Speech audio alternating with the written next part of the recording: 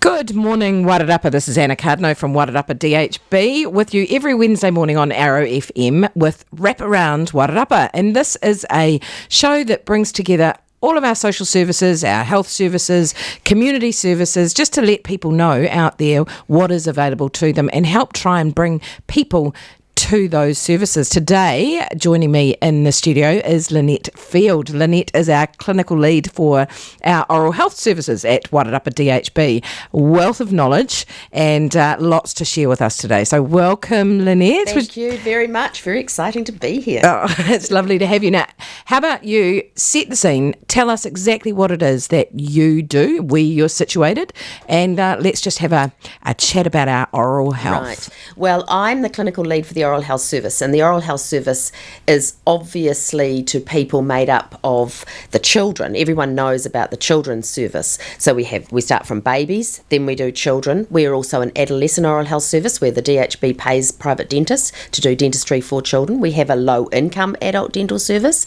where anyone who's in pain and has a community services card can go to a dentist. And I'm just here to help anyone navigate anything that they need dental wise. There's a teaching component to my job, teaching various other health professionals. So teaching therapists? Teaching doctors, nurses, plunket nurses, tamariki order providers, all those people, teaching them about oral health so that they can impart the information as well, because not everybody goes to a clinic. And also med students. Oh, fabulous. So you work with med students as well? Yeah. So when they come to the Wairarapa, they come and see me and I give them a little chat and try and make them enthusiastic about teeth. It's probably a little bit hard to get people enthusiastic about teeth. Honestly, everyone has this... Everyone, I'm being very generalist, but me in particular, and I'm sure many others, have this ridiculous fear, innate fear of the dentist. And absolutely. I don't know whether it's because it stings your wallet so much or whether because, you imagine that I don't know. I just have visions of the dentist. It's not as scary as that. I've actually tried to analyse it because it is a real fear, absolute fear, and it's the fear of the unknown. It's a vulnerability. I think when you're lying there and your face is being invaded and someone is in your personal space, it's not like sitting across the desk from a doctor. This person is right on top of you and they're in your mouth. And I think there's a bit of that. And the pocket bit is huge. I know myself. I balk sometimes. I've got a fabulous dentist myself, and I love her, and she sings to me while she's working. Oh, how gorgeous. She's fab. But I think that there is a bit of worry about finances. But I think... And I think we don't understand as members of the public that doctors, the government pays the doctors a part fee. Dentists, it's totally private. There is no part fee. I think that is part of it. I think when it comes to healthcare, there's probably and the sort of the ins and outs and the vagaries of the the logistics behind it, and especially when it comes to payment, people don't understand that. It's not something we talk about particularly often. No, it is not. I think dentists get a hard rap though, don't they? I think they do. I think they do. I think if you negotiate with your dentist, you could maybe do part payments. I know with orthodontists, they accept that. They'll say, look, if you pay me $20, $30 a week for these next several years, let's pay it that way rather than the whole. So there's always room for negotiation. People don't like surprises. We as consumers don't like surprises, and dentistry is a surprising thing because when you open something up, it can be something else, and so there is some surprise. You mean when there's a pain in a tooth and you start exploring that, and then you find out you need a root canal? You need a root canal, or no, you're going to be having an extraction, or I can't do this. So it is a little bit surprising, but at times, not often, but at times, and so that could be one of the things. And also, sometimes some people have personalities that you get on with more than others, and this is a really intimate place.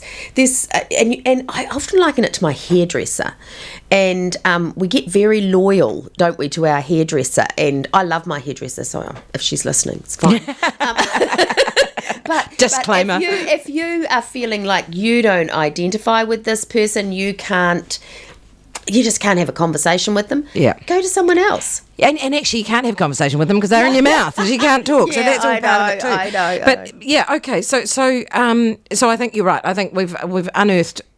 We all know there are issues. People have issues with going to the dentist. It is about dollars. It is about being uncomfortable. It is about this perception of pain. It's all of those things. Yes. However, what we need to be doing is encouraging people to take care of their teeth. Absolutely. And I get so excited with my med students. This is what I say to them. The mouth is the start of the alimentary canal, which means it's the start of whatever goes into your body. Sure. And the mouth is the place that you can tell so much about somebody's health. I can tell you if someone's got bulimia, I can tell you cancers, all sorts of things like that. I can also tell you if I've got children that are going on to a GA service, then the diet is such that there may be the risks of cancers, diabetes, heart disease, etc. in the wider family, because a child doesn't eat in isolation. They eat what mum and dad give them, or granny, or whatever. Sure, yeah. So it's a really important part of the body. I've never quite understood why it's separated from medicine. Dentistry and medicine have been separated out. It's a bizarre thing. It is odd, isn't it? When you consider that this is the entryway. And we all like smoking, pee, all those things I can tell. Mm-hmm. So it has an effect. All those things have an effect in the mouth. And it's like they say the eyes are the gateway to the soul, and you can see a lot in the eyes. You can do what you're saying is you can do a lot with the teeth. So let's break it down. I mean, there's so much to talk about when we talk about teeth and oral health and all of those things. But let's start at the start. So you deal with people right from infancy and upwards. That's right. So, and upwards. Yeah. We in the Wairarapa are really keen to be able to give mums and dads the messages that will save their children from having unfortunate health issues in their mouth. And to do that, we have to talk to them before the child has teeth, because there's so many things that happen at that moment of tooth eruption. And so if I can talk to them, which we do, we have baby clinics, and an exciting development for me, because I never thought about doing this, was with the COVID outbreak, we went into level 4, and so what I started doing was Zoom meetings with mums and telephone meetings with mums instead of them having to come in. Now, most mums actually would prefer to come in because they get to meet some other mums and dads because they come in groups. And Zoom is actually quite effective if the people are willing to talk. You know, some people, if they've not Zoomed before, they're like, I don't want to do this. Oh. I think it's going to be a growing skill, though, isn't it? Because so. actually, you know, COVID has taught us that this virtual technology and using digital technology and communicating that way is really effective. Oh, and Zoom is fabulous because if your baby cries, you just mute. And, you know, you can change. It'd be great if you could do that all the time when the baby's crying. Just mute it. But it's good. It's great, you know, and they still get, I try and join them up with people in their area, so they still get to see the faces of somebody that's in their area. And so, you know, you can be at the supermarket and say, did you go to that Zoom meeting with that crazy woman? Did you hear what she said about blah, blah? And that is another thing for mums at home. You know, we're quite isolated, and our friends can be all working, but this is another way of meeting people, connecting. And it's great. So it's got a double whammy. How do you? I mean, that would have been. I had my babies when I lived out at Otahome on the beach in the middle of nowhere between Castle Point, Riversdale. Wairarapa people don't even know where it is. No. Otahome is nowhere, and it's fabulous. Yes, no one knows about it. It's wonderful, but Zoom would have been brilliant right then. So how do you? So how do you get these women? How does that happen? When a mum has a baby, there's a form that's filled in, and so it goes to the tamariki or the Plunkett provider, it goes to the GP service, it goes to the immunisation people, and it comes to us. So we get this and we send them a letter because we're genuinely excited that they've had a baby, because most of us are mums, so we get a bit excited and we always love seeing what the name is. And then we send out a letter inviting them to come to a baby clinic at about 4 months. Right. We're wanting to get them before the baby's first tooth comes through. Which is when? When does Around about 6 months, but it is variable with different ethnicities. So Māori children often have, and Pacific Island children often have their teeth slightly earlier than European children. But it doesn't, like, you know, it's all a roundabout. So everything's always averages, isn't it? You know, the BMI is sort of, everything's averages. Yeah. So we try and get them, then we send them a letter, and then we send them a text and invite and remind them that they've been invited to this particular baby clinic, and we hope that they come in. And when they come in, it's quite fun. It's about 40 minutes max. Depends how much the mums talk. Sometimes you get a group of mothers that just are really keen to ask questions, and if they feel comfy with each other, they do, and that can take an hour. But sometimes it's 30 minutes because everyone's just looking at me and I'm thinking, oh lordy. But mostly it's around 40 minutes. And then at that point, I'm making some decisions based on what I'm seeing and what I'm hearing from the mums and what I know about the siblings, about whether that child needs to come back and see us in a year, so they'll be 16 months old, or whether we can wait till they're 2. Right. And I do that based on mum's oral health. I do it based on what mum tells me. If mum says to me, oh, look, I've got great teeth, my husband's got lousy teeth, he eats an awful lot of sugar, and I know he's going to give it to the child, then I would get the child back in 12 months. Yeah. But if they are saying to me, look, we're really keen, yes, we're going to do this, then it'll be 18 months. So if you do have concerns about the dental health of those babies that you do see at that 4 to 6 month period, what would you then be looking at doing in that next 12 months when they come in? They've got their baby teeth. Yes, and then we'd be looking. So if say Anna, you came in and I just thought, not sure, I might put you on a 12-month revision, and it doesn't actually, like, it's not a bad thing. It's just me not being sure. Yeah, sure. So I just think, oh well, let's just bring them in 12 months.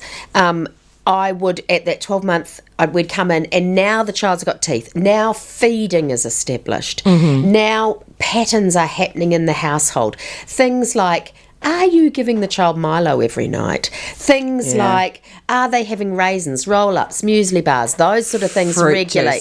Fruit juice.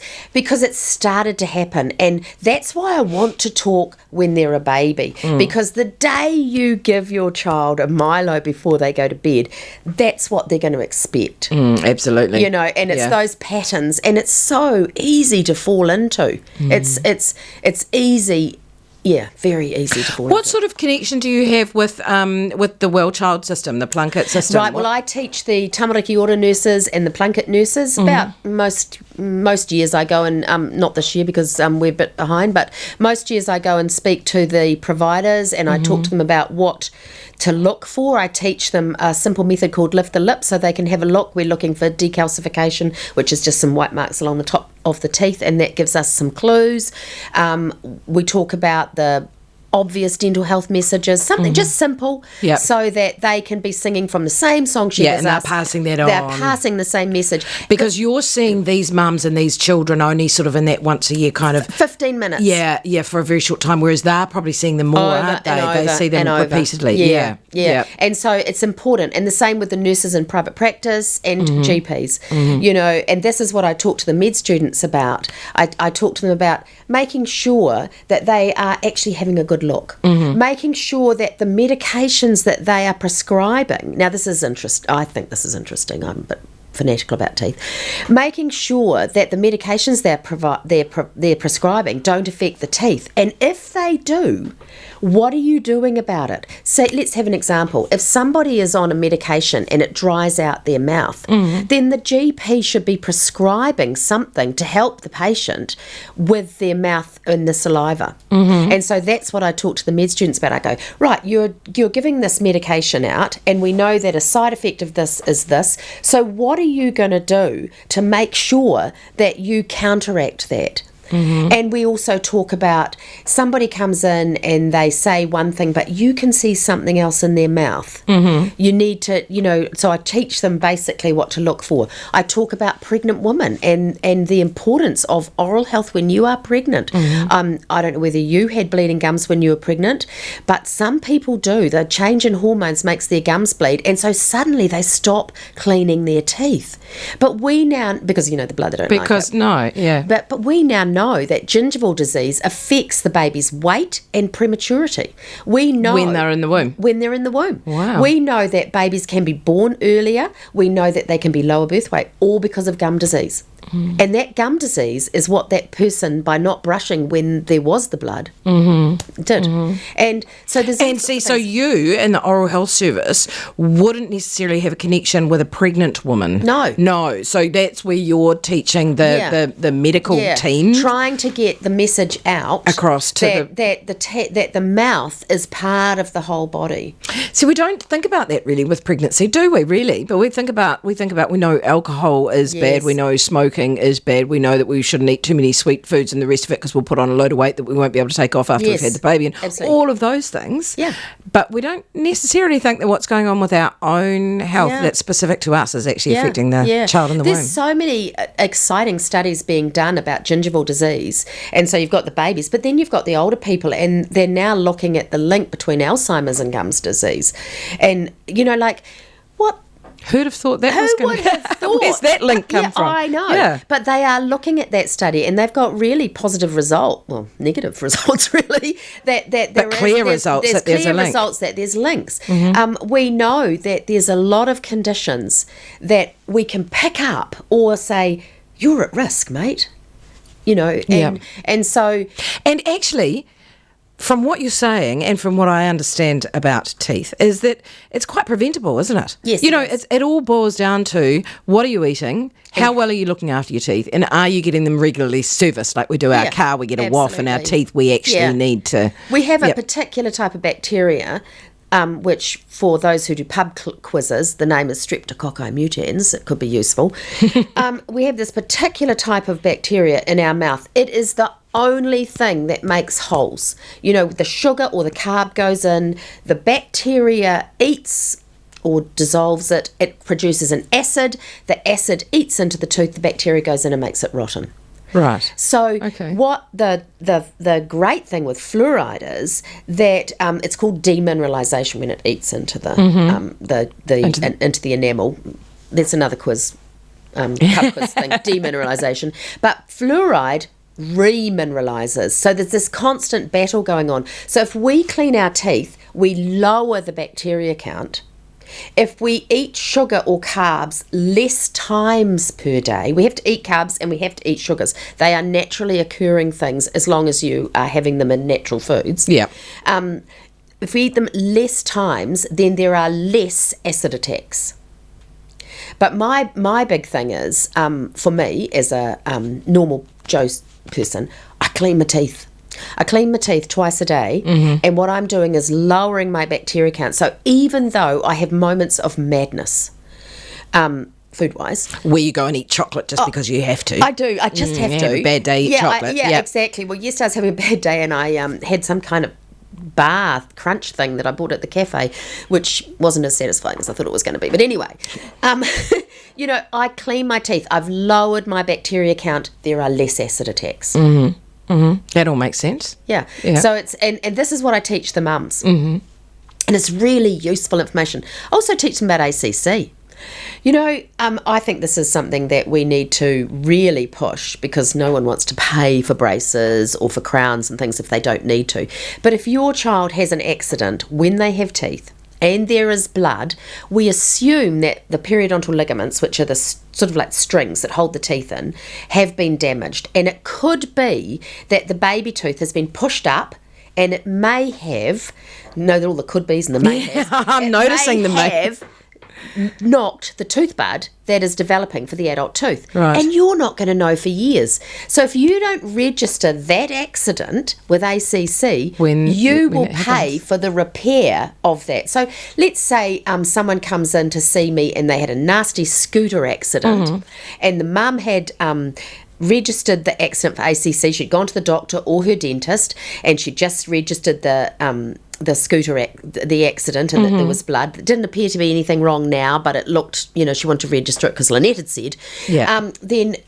And when the child's about 6 or 7 and the tooth comes through and it's kind of looking either dented or crooked, we can say, that could be from that accident and the repairs could be paid for by ACC. And it takes the parent a matter of, one phone call and a quick visit, and you don't have to do it that day because it's always dramatic when a child has an accident. Yeah, absolutely. So you want to wait a week. You go in and you register it, and you file the ACC form. 99.999% of people will not have a claim.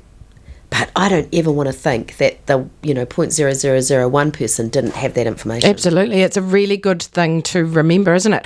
And so what's just out of interest, when, say, a child is age 2 and has a fall and that exactly thing, that happens, blood in the mouth, and they register that ACC claim, if when they're 7 they notice that the tooth is coming through and it's as you say, it's crooked or it's it's dead, it's black, it's whatever is happening, how is there anything that flags for the doctor then when they go to the doctor to say that's happening, to say that they filed a claim 4 years ago? Because so it's totally reliant on the dental therapist and because a mum can forget that stuff, right? Absolutely. These kids are falling over all the time. When mum will get a letter from the ACC people, always have a drawer with all these things that you think you're going to have to keep for the next 20 years. Yeah, that's what I'm getting at. Is we actually we need to really train ourselves to keep hold of this stuff. Oh, absolutely. I mean, I'm horsey and my daughter's horsey, and I can't even count the number of times that she's fallen off a horse and we've ended up at the doctor and we've logged an ACC something because something that, and then. All the time, but I wouldn't have a clue where they are. Do you know what? I've got this great hint that I give, I think it's a great hint, that I give mums, and it's got nothing to do with teeth, when they come in the baby clinic. I think everybody should have under the notes section on their phone for their cell phone number. So I always tell mums, make a phone number for your baby. I know they don't have a phone. So if the baby was born on the 26th of February 2020, it's 026 02 2020 is their phone number. Yep. Under the notes section, write the NHI number equals, and then immunisations and the date, and then anything healthy. Yeah, Anything health related. It's on your phone. Even when you change phones and upgrade, you get that whiz-bang person at the phone shop to go, this is what I do, could you transfer everything over for me, please? Yeah, and I'll go and have a coffee and come back in an hour. Exactly, that's what I say. That's exactly what I say. Yep. And that is all transferred over. Yeah, perfect. I've had occasions, occasions with adult children where I have needed the NHI number of one child. She had an accident skiing on the slopes when I was next to her. Heard both the bones in a forearm break. It's not a thing a mother wants to hear. No. And another child where she was at a university hall and I needed to know her immunisation status on about the dates of particular immunisations. Mm-hmm. We all think when we're young mums that we're going to have our Plunkett book with us all the time. We all think when we're young we're going to remember everything. We don't. No, we definitely don't. So I now have my husband's NHI number under his name. He has mine under his in his phone under my name. All my kids, even though they're in their 30s and 20s, I have their NHI numbers and their immunisation dates. It's one of those things that a kid goes to school, they have to have their immunisation record. They go to a school trip, they are asked when was the last time they had this injection, blah, blah, blah. I think it's a really good hint, and I give it to every parent at the baby. It is a good hint, and it's so easy that's on their phone. I think the other thing too that goes hand in hand with that is having a filing system at home somewhere. Yes. Very basic, just a big envelope would do it with the person's name on it. I mean, I'm preaching this as if I do it. I'm very not good I do it. We've got a used envelope with everybody's name on it, and all their stuff goes in it. All their stuff goes in that envelope. So their passport. Now they've got their own, but when they were little, absolutely, their passport, not their Plunkett book, that's in the bookcase, but any ACCs, any letters, ear, nose, and you remember when the vision hearing tester came to school and they did the tests on the ears and the eyes, all those results are there. I don't keep school reports in there because people don't want to see them again after that. No, I can completely understand that, but I do think it's a really good idea. Hey, now something we talked about a little bit earlier that I think it would be good to revisit while we're having this conversation is you talked about fluoride. Yes. Now that I know is a really controversial discussion, and there are the people out there that are very anti-fluoride. Mm-hmm. I'm a farm girl, born and bred. So we were on farm supply tank water. We weren't on town supply. Yep. What are your thoughts on fluoride? Okay, so I'm a clinician. Firstly and finally, I'm a clinician. I know I manage the oral health service, but I'm also a clinician. Yesterday afternoon, I saw 12 patients. I am a clinician.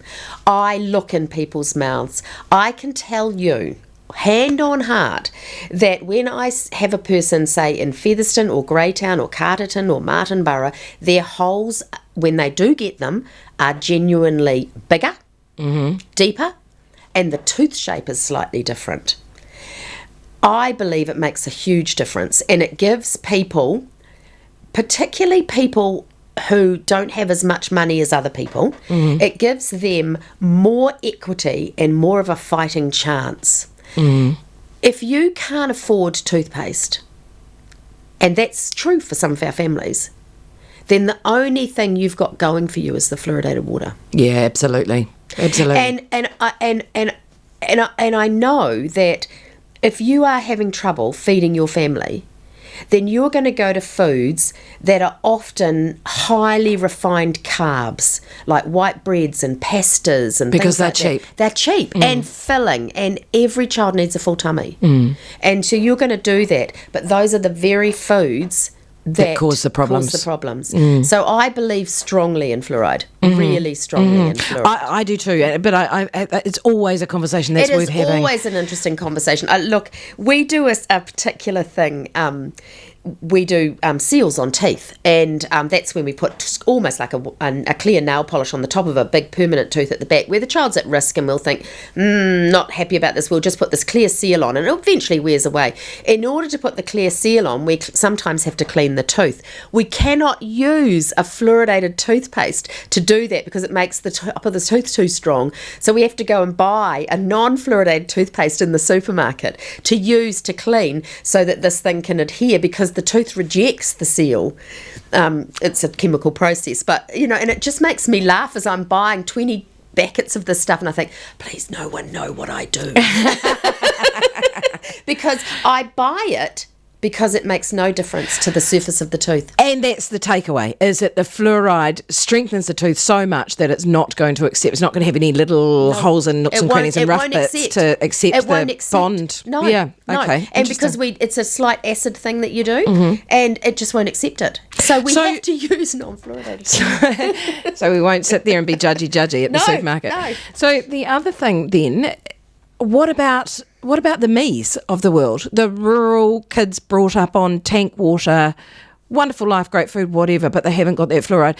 Obviously, it's about fluoridated toothpaste. So is there have you got any takeaways from that? It's just buy the fluoridated toothpaste. Fluoridated toothpaste, and you can make your own fluoridated water.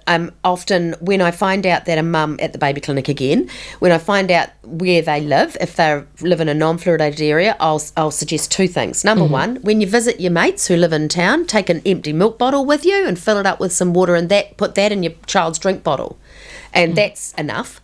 Number two, you can make fluoridated water with fluoride tablets, which you can buy at the pharmacy. And we have the recipe. When I say recipe, you crush up a pill and you put in some water. Right. So that's pretty easy recipe. I think I could cook that. There's no baking powder or oven involved.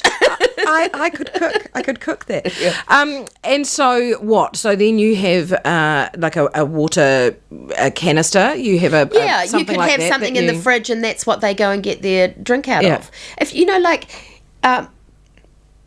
when you lived out at Otaholme, you had friends in town. Yeah. So every time you'd come into town to do your supermarket shopping, and you could easily have gone around for a cup of coffee and taken your empty milk bottles and just taken them home. Yeah, absolutely. Not something I ever thought of doing, but but it is one of those things you can do. And I've heard really great names for water with children. Council juice. Don't you love that one? Council juice. Rain juice. And I think plain water's fine myself, but it's make it fun. Make it fun. Make it fun. Yeah. And I think it's around that education of kids right from a young age, isn't it? When we've got our toddlers, they need to understand that they have a responsibility right from the minute they can walk and talk and make choices. They've got a responsibility to ensure that they have enough water, that they do take water, and that they, because there's so many kids out there, well, there were when I was young, and when my kids were young, that refuse to drink water, that only want milk or fruit juice, and that's just what they're used to, isn't it? Yeah, so it is what you as a mum give them. Yeah. And that's why that baby talk, to get that information before you need it. It's no good having that information when you've already started a habit. Feeding them lemonade. No, it needs to be before then. Yeah. I heard a lovely mum yesterday, one of the 12 that came in yesterday, and she said to me that her sister feeds her child Coca-Cola.